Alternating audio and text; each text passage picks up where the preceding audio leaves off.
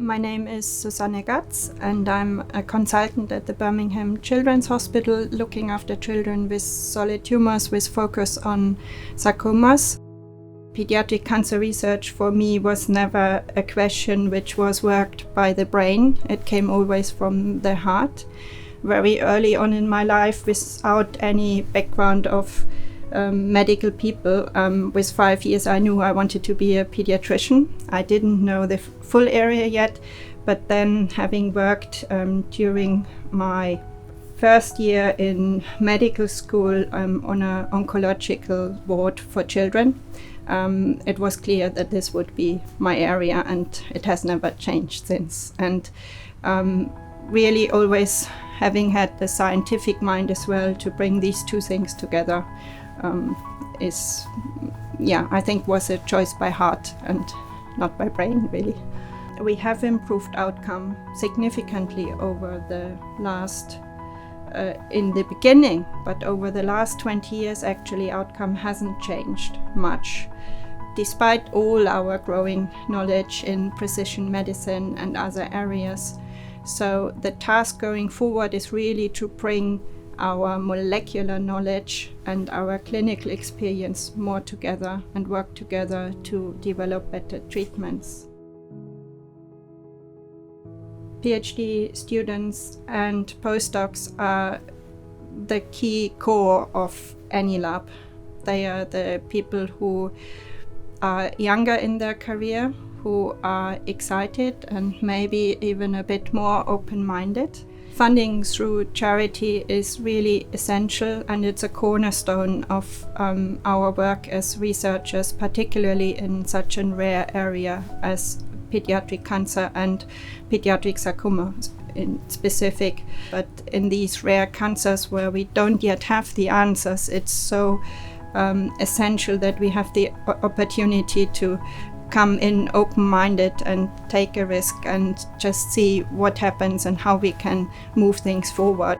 And still, Alice's ARC is supporting PhD students and postdocs, and it's so essential to have this funding of people who are dedicated to rhabdomyosarcoma and do the work in the lab, and not only to support the consumables in the lab, because the people are the ones who carry then this dedication and knowledge, who are trained and are the foundation for the future research.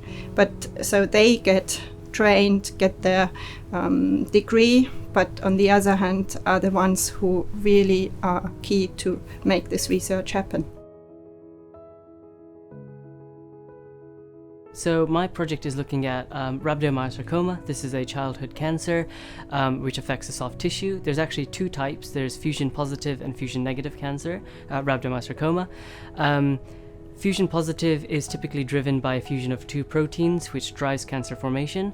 My project is looking at the other one, which is fusion negative, and this is a cancer that's driven by a majority of different mutations, and in about 50% of cases you have a mutation in a protein called RAS.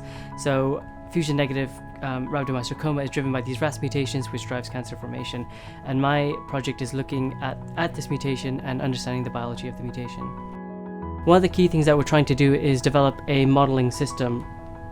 So here what we're trying to do is we're trying to generate a rhabdomyosarcoma cell line which inherently has the NRAS mutation, but we want to also insert a healthy version of this protein. And what we want to do is we want to control and regulate whether the mutated protein is turned on compared to whether the healthy protein is turned on. I'm working on the tumour microenvironment of rhabdomyosarcoma and investigating the way in which this impacts how the tumour responds to therapies. So the tumour microenvironment is the non-tumour aspect of a tumour cell or aspect of the tumour. So the supporting blood vessels, so understanding the way in which the rhabdomyosarcoma might induce its blood vessels and therapies that might block that are critical to actually potentially treating the tumour. So for patients with relapsed rhabdomyosarcoma, therapeutic options really narrow significantly. If we can have a system where we can understand that relapsed tumour and which new therapies should be added to the regimen to target that specifically, that could really benefit the situation of relapsed tumours. Thanks to Alice's ARC funding, we have come much closer to close a gap in modeling rhabdomyosarcoma and find a better way to answer questions how drugs work with our new model, which then can complement the other models which are already used. This project in particular really was quite useful because it has direct links to the clinic. So the things that I can potentially find and research if they can be translated into the clinic for patient care, it would be really exciting. It's been really rewarding being funded by Alice's ARC because it's given us the opportunity to meet the funders directly, who are parents who've had children with rhabdomyosarcoma. So we can see them, we can talk to them, we can understand what do they want, what is important to them from the research, what would have a really meaningful impact on them and on families like them. Our findings are having a direct and demonstrable impact on patients' treatments and patient survival, and that's really rewarding and inspirational to me.